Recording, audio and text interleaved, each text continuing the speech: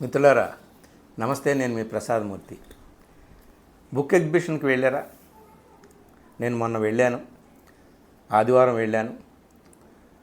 ఇసుకేస్తే రాలని జనం. ఆశ్చర్యం వేసింది. పుస్తక ప్రేమికులు ఇంతమంది ఉన్నారా అని. అట్లాంటివి ఆ ప్రాంగణం సరిపోదేమో, 2-3 ప్రాంగణాలు కావాలేమో. విశాలమైనటువంటి సంవత్సరానికి ఒక్కసారి జరిగే పుస్తకాల పండగ కదా. అన్ని బుక్ స్టాల్స్ తిరిగాను. ఇంగ్లీష్లో, తెలుగులో, హిందీలో అన్ని రకాల ప్రక్రియల్లో ఉన్నటువంటి సాహిత్య వివిధ రూపాల్లో ఉన్నటువంటి కథ కానీ, నాటకం కానీ, నవల కానీ, కవిత్వం కానీ అన్ని రకాలు.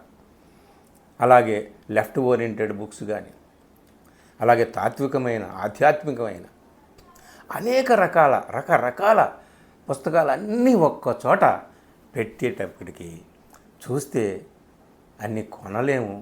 చాలా రేట్లు పెరిగాయి. కానీ చెప్పారు కదా, పాత చొక్కా ఆయన తొడుక్కో, ఒక కొత్త పుస్తకం కొనుక్కో అని.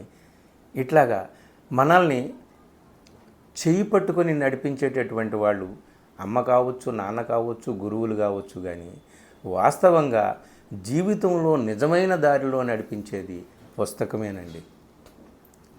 నేను నా జీవనానుభవంతో చెప్తున్నాను. పుస్తకంతో మనం సమస్తాన్ని అర్థం చేసుకోగలం. ఇంట్లో వాళ్ళని అర్థం చేసుకోగలం, ఇరుగు పొరుగు వాళ్ళని అర్థం చేసుకోగలం, ప్రపంచాన్ని అర్థం చేసుకోగలం, సమస్త రాజకీయాలని అర్థం చేసుకోగలం, సమస్త మనస్తత్వాలని అర్థం చేసుకోగలం. కాబట్టి పుస్తకాన్ని చదవండి మిత్రులారా. ఇప్పుడు మీకు కొన్ని కథల పుస్తకాలు పరిచయం చేయాలని నేను ఈ చిన్న వీడియో చేస్తున్నాను. అంటే మీకు చాలా మీకు కథలు ఇంట్రెస్ట్ అయితే కథలు, కవిత్వం ఇంట్రెస్ట్ అయితే కవిత్వం, తాత్వికమైన పుస్తకాలు ఇంట్రెస్ట్ అయితే తాత్వికమైనవి, అలాగే కమ్యూనిస్టు సాహిత్యం ఇంట్రెస్ట్ అయితే కమ్యూనిస్టు సాహిత్యం, అనేక పుస్తకాలు, అనేక స్టాల్స్ ఉన్నాయన్నమాట. ఇందులో మీకు చాలా సింపుల్గా కొన్ని పుస్తకాలు అలా అలవోకగా పరిచయం చేస్తాను. అన్నిటికంటే ముందు నేను నెమ్మి నీలం అనే ఈ పుస్తకాన్ని గురించి చెప్పాలి. ఇది వాస్తవానికి తమిళ రచయిత జయమోహన్ రాసినటువంటిది. దీన్ని అవినేని భాస్కర్ అనే యువకుడు రచయిత చక్కటి అనువాదం, తెలుగులోనే జయమోహన్ అనే అతను రాశాడా అనిపించేటట్టుగా మంచి అనువాదం చేశాడు. ఇది ఛాయా పబ్లికేషన్స్ దగ్గర దొరుకుతుంది. Stall number 241. తప్పనిసరిగా ఈ పుస్తకంలో ఉన్నటువంటి 12 కథలండి. ఈ పుస్తకం నిడివి 432 పేజీలు. కానీ కేవలం ఇందులో ఉన్నవి 12 కథలు. ఇంత పెద్ద కథల ఎలా చదువుతాము అని అనుకోకండి. నేనైతే ఒక్కొక్క కథ చదువుతూ ఉన్నప్పుడు ఆ కథల్లో లీనమైపోయాను. సాధారణంగా మన వాళ్ళు ఎక్కువ మంది ఈ సాహిత్య ప్రస్థానం అంతా కూడా గత 50 ఏళ్ళుగా చూస్తూ వస్తున్నాను. కాబట్టి నాకు తెలిసినటువంటి, నేను అర్థం చేసుకున్నది ఏమిటంటే, సాధారణంగా మన వాళ్ళు ఏంటంటే ఒక దృక్పథాన్ని, ఒక భావజాలాన్ని పెట్టుకొని ఒక సందేశాన్ని ఇవ్వడం కోసం ఒక కథనో నవలనో రాస్తూ ఉంటారు. కానీ ప్రపంచ ప్రసిద్ధి చెందిన లేదా మన తెలుగులో ప్రసిద్ధి చెందిన గొప్ప నవలలు కానీ, కథలు కానీ రచయిత మన దగ్గరికి రాడు, రచయిత మన ముందుకు రాడు, లేదా రచయిత ఏం చెబుతున్నాడు అనేటటువంటిది మన మనసులో మెదలదు, రచయిత ఏం సందేశం ఇవ్వబోతున్నాడు అనేటటువంటి మెదలదు. ఆ పాత్రలే కదులుతూ ఉంటాయి, ఆ పాత్రలు మనల్ని నడిపిస్తూ ఉంటాయి, ఆ పాత్రలు ఏడుస్తూ ఉంటాము, ఆ పాత్రలు నవ్వితే నవ్వుతూ ఉంటాము, ఆ పాత్రల జీవితాల్లో మనము కూడా మమేకమై మునిగిపోతాము. ఆ కష్టాలు, ఆ కన్నీళ్ళు, ఆ నవ్వులు, ఆ హాస్యాలు, ఆ ఆనందాలు ఇవన్నీ కూడా వాటిలో కలిసిపోతాం. కథలో పాఠకుణ్ణి కలిపేసినటువంటి రచయితే మహారచయిత. అందుకనే జయమోహన్ రాసినటువంటి ఈ 12 కథలు అద్భుతమైనటువంటి కథలు. ధర్మం అని, వగ్గనివాడని, అమ్మవారి పాదం అని, ఏనుగు డాక్టర్ అని, ఏ కథకి ఆ కథే అద్భుతం అన్నమాట. ఇక అందులో మీరు అసలు ఒక్కసారి చదివి చూడండి. తప్పనిసరిగా ఇంత మంచి పుస్తకాన్ని పరిచయం చేశారు ప్రసాద్ మూర్తి గారు అని మీరు తప్పనిసరిగా అంటారు. ఇది 241 ఛాయా మోహన్ బాబు వేసినటువంటి ఛాయా ప్రచురణలో నెమ్మి నీలం అనేటటువంటి పుస్తకం అన్నమాట. తర్వాత ఇంకో పుస్తకాన్ని మీకు పరిచయం చేస్తాను. ఈ పుస్తకం ఇటీవలే మిత్రుడు ఎవరో చదువుకోవడానికి నేను ఇచ్చాను. చీకటి పువ్వు అని కత్తి పద్మ గారు రాసినటువంటి ఈ పుస్తకం. ఇది కథల పుస్తకమే. ఈ పుస్తకంలో అక్కడ శ్రీకాకుళం ఆ ఉత్తరాంధ్ర యాసలో గొప్ప గొప్ప స్త్రీల కన్నీటి, గొప్ప గొప్ప స్త్రీలంటే ధనవంతులు, సంపన్నులు, కుబేరులైన స్త్రీలు కాదు. అతి సామాన్య నిరుపేద స్త్రీల యొక్క దీనహీన స్థితిని, వారి యొక్క మనో సంఘర్షణల్ని, వారి యొక్క పోరాటాలని, వారి యొక్క ధీరోదాత్తతని, ధైర్యాలని, సాహసాలని, వారి కన్నీళ్ళని, వారి కష్టాలని ఆ ఉత్తరాంధ్ర యాసలో ఆమె వర్ణించిన తీరు, ఆ కథలు చిత్రించిన తీరు పరమాద్భుతం. చదివిన వెంటనే నేను ఫేస్బుక్లోనే ఒక పెద్ద వ్యాసం రాశాను.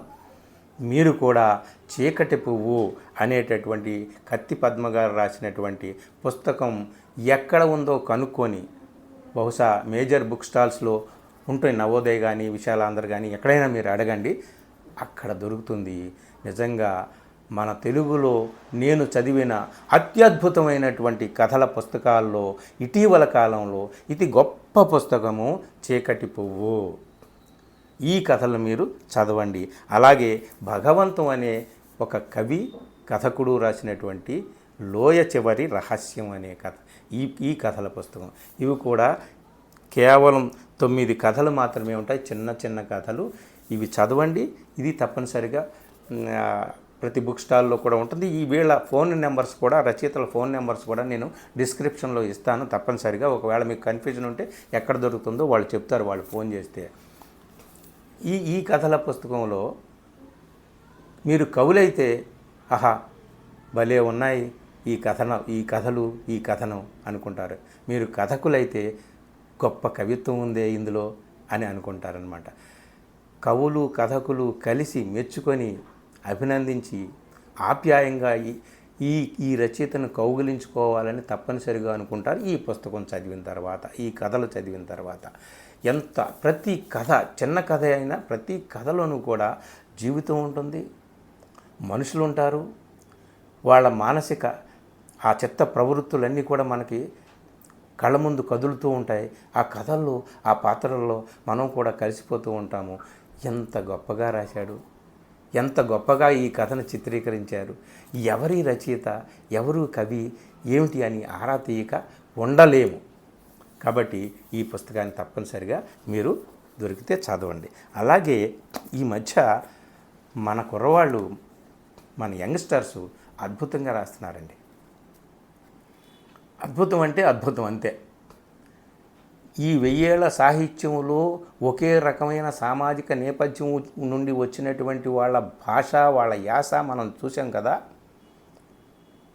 ఈ నిచ్చెన మెట్ల కుల సమాజంలో ఎవరైతే ఉన్నత వర్గంలో పుట్టినటువంటి వాళ్ళు ఉన్నారో, ఉన్నత కులాల్లో పుట్టినటువంటి వాళ్ళు ఉన్నారో, వాళ్ళు విద్యను, సాహిత్యాన్ని అందిపుచ్చుకొని వాళ్ళు రాసినటువంటిది. అంటే అలా ఆ వర్గాల్లో పుట్టినటువంటి మాత్రాన ఆ వర్గాన్ని సమర్థిస్తూ వాళ్ళు రాశారని కాదు.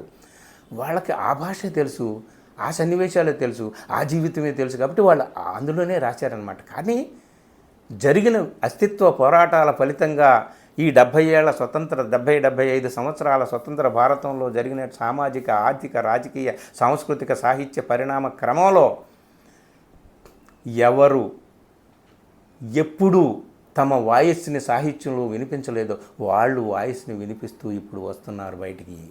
ఒక్కొక్కళ్ళు పుట్టల్లోంచి బయటకు వస్తున్నట్టుగా వస్తున్నారు. ఆ ఓడ భాష, ఆ ఓడ యాస, దళిత బహుజన భాష, ఆ పాత్రలు మాట్లాడుకునే తీరుతెన్నులు, ఆ బూతులు, ఆ నీతులు, అవన్నీ కూడా మనకి ఈ 1000 ఏళ్ల సాహిత్యంలో తెలియదు.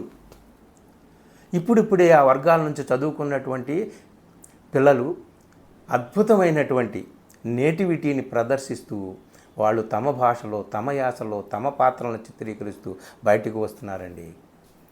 నేను ఇక్కడ పరిచయం చేస్తున్నది 1-2 పుస్తకాలే, కానీ చాలా అద్భుతమైనటువంటి సాహిత్యాన్ని వాళ్ళు సృష్టిస్తున్నారు. తెలుగు సాహిత్యంలో ఇది నిజంగా విప్లవాత్మకమైనటువంటి యుగము. చూడండి, ఈ సురేంద్రశీలం అనేటటువంటి 30 సంవత్సరాల ఈ కుర్రవాడి కథల నేను చదివాను. ఇది అన్వీక్షికి వాళ్ళు వేశారు. ఆ బుక్ స్టాల్లో, అన్వీక్షికి బుక్ స్టాల్లో తప్పనిసరిగా ఈ పుస్తకం దొరుకుతుంది. చాలా చిన్న కథలే కానీ మొదటి కథ, రెండో కథ చదివేటప్పటికే నేను ఆగలేక ఈ కుర్రవాడికి ఫోన్ చేశాను. ఎవరు బాబు నువ్వు, ఎక్కడి వాడివి, ఎచ్చటి వాడివి, ఏమిటి సంగతి అని ఎంక్వైరీ చేశాను. నేనైతే ఆ రాయలసీమ మాండలికంలో ఈ కథలు రాశాడు ఈ కుర్రవాడు, నాకైతే మతి పోయింది. ఒక్కసారిగా ఆ భాష యాస అందులో నాకు తెలియని పదాలు చాలా ఉన్నాయి, అవన్నీ కూడా మర్చిపోయాను. కానీ ఆ రచయిత సృష్టించినటువంటి ఆ పాత్రలు, ఆ పాత్ర వెనక మనం వెళ్ళిపోయి అక్కడే ఆ కథ చెప్తున్నటువంటి కుర్రవాడి పక్కనే మనం కూడా ఉంటూ అతని నీడలో మనం తలదాచుకొని అతను చెప్తున్నటువంటి మాటని, అతను వినిపిస్తున్నటువంటి గోడుని అంతా కూడా మనం వింటున్నట్టుగా అనిపిస్తుంది అన్నమాట. కథను తీసుకువెళ్ళి కథను ముగించేసరికి మనం కథ నడుస్తూ ఉండగానే అరే ఈ కుర్రవాడికి ఏమైనా అవుతుందా, పారివేట అనే కథలో గోపాల్కి ఏమైనా అవుతుందా అనుకోండి ఒక్కసారిగా సూరు అనిపిస్తుంది, ప్రాణం నీరైపోతుంది అనమాట. ప్రతి కథ కూడా ఎంత సహజంగా, సహజాతి సహజంగా ఏ వాడ నుంచి, ఏ నీడ నుంచి, ఏ గోడు నుంచి, ఏ భాష నుంచి, ఏ యాస నుంచి కథలు రావాలో, కవిత్వాలు రావాలో అక్కడ నుంచి వస్తున్నాయని చెప్పడానికి ఇదిగో ఈ ఒక్క పుస్తకం, ఈ ఒక్కటే కాదు, ఈ శీలం సురేంద్ర అనేవాడు ఒక్కడే కాదు, చాలామంది కుర్రవాళ్ళు మనకి మునికాంతపల్లి కథలని రాసినటువంటి వాళ్ళు అతను ఉన్నాడు. అలాగే చాలామంది ఇది రాస్తున్నారు. తప్పనిసరిగా మీరు కూడా చదవండి. ఇంకొక కుర్రవాడు నరేష్ కుమార్ సూఫీ. నిజంగా ఈ సురేంద్ర శీలం అనే కుర్రవాడు ఎవరో నాకు తెలియదు. నేను ఫోన్ చేసేదాకా ఈ కథల మీద విస్తృతంగా నేను ఎప్పుడైనా ఒక చోట రాస్తాను, రిటర్న్గా రాస్తే బాగుంటుంది. మీరు ప్రస్తుతానికి కథలు పరిచయం చేస్తున్నాను. అలాగే నరేష్ కుమార్ సూఫీ నాకు బాగా తెలుసు. యంగ్ అండ్ ఎనర్జెటిక్ డైనమిక్ కుర్రవాడు. ఈ కుర్రవాడు మెమరీస్ ఆఫ్ మంగళిపల్లె అని రాశాడండి. తెలంగాణ యాసలో రాశాడు. నిజంగా ఈ పిల్లలు ఎలా ఆలోచిస్తున్నారు, వాళ్ళ అనుభవాల్ని ఎలా చిత్రీకరిస్తున్నారు, ఎలా చిత్రీకపడుతున్నారు, ఎలా అక్షరీకరిస్తున్నారు, ఎలా దృశ్యమానం చేస్తున్నారు, అంత కొత్తగా ఉంది. ఒక్కొక్కళ్ళు ఒక్కొక్క రకమైనటువంటి స్టైల్, ఒక్కొక్క రకమైనటువంటి నేరేటివ్. నిజంగా ఈ ఈ మెమరీస్ ఆఫ్ మంగళపల్లి చదివితే నరేష్ కుమార్ ఎవరు, ఎక్కడుంటాడు, అతని దగ్గరికి వెళ్ళి ఒక్క కౌగిలింతైనా ఒక కానుకగా మీరు ఇచ్చుకోవాలని అనుకుంటారు. తప్పనిసరిగా ఈ పుస్తకం కూడా ఎగ్జిబిషన్లో దొరుకుతుంది, చదవండి. అలాగే చాలామంది ఈ మధ్య రాస్తున్నటువంటి కథకులు, యంగ్స్టర్స్ ముఖ్యంగా వాళ్ళందరూ కూడా వేస్తున్నారు. ఖదీర్ బాబు ఈ మధ్యన సంపాదకత్వం వహించి మొన్న దీపావళి కథలని ఈ పుస్తకాన్ని ప్రచురించాడు. ఇందులో చాలామంది ప్రసిద్ధులైనటువంటి వాళ్ళు ఉన్నారు, యువతరానికి చెందినటువంటి కథకులు ఉన్నారు. ముఖ్యంగా యువతరానికి చెందినటువంటి కథకులు రాస్తున్నటువంటి ఆ తీరు, ఆ వైవిధ్యము మీరు చదివి అనుభవించి పలవరించాలే తప్ప మాటలతో వర్ణించలేమన్నమాట. చూడండి, మహీ బెజవాడ అని గన్స్ అండ్ మాన్సూన్స్ పేర్లే విచిత్రంగా పెడుతున్నారు. మన తరాన్ని దాటి యువతరం ఎంత ముందుకు వెళ్ళిపోయారా, ఎంత చక్కగా రాస్తున్నారు వీళ్ళు అని చెప్పి, ఇంత చక్కటి సాహిత్యం వస్తుంది కదా, ఇది చదువుకుంటూ శేష జీవితం గడిపేస్తే చాలులే అని అనిపించింది. ఇలాంటి చాలా పుస్తకాలు తెచ్చుకున్నాను, చదువుకుంటున్నాను. మీరు కూడా తప్పనిసరిగా చదవండి, ఎగ్జిబిషన్కి వెళ్ళండి, మీకు నచ్చిన పుస్తకాలు కొనుక్కోండి. అన్నీ కథలే చెప్పారు, కవిత్వం చెప్పలేదా అంటే నేను కవిని. ఆ కవిత్వం పక్షపాతంతో ఇప్పుడు ఎందుకు, కానీ నేను ఎక్కువగా కథలు, నవలలే ఎక్కువగా చదువుతాను. మీరు తప్పనిసరిగా చదవండి. ఈ ఎగ్జిబిషన్కి వెళ్ళండి, ఒకసారి కాదు, రెండుసార్లు కాదు, 3 సార్లు వెళ్ళండి, తిరగండి.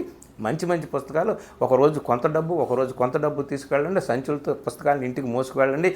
మళ్ళీ నెక్స్ట్ ఇయర్ దాకా చదువుకుంటూ ఉండండి. అక్షరాల్లో మునిగిపోండి, ఆనందాన్ని అనుభవించండి. ఇదే జీవితం, పుస్తకమే జీవితానికి నిలువెత్తు, అద్దం. థ్యాంక్ యూ మిత్రులారా. వీడియో నచ్చితే మిత్రులకు షేర్ చేయండి. ఎగ్జిబిషన్కు మాత్రం వెళ్ళకుండా మానకండి, మంచి పుస్తకాలు కొనుక్కోండి. నా వీడియో నచ్చితే మిత్రులకు షేర్ చేసి అలాగే నా ఛానల్ని సబ్స్క్రైబ్ చేయండి. Thank you.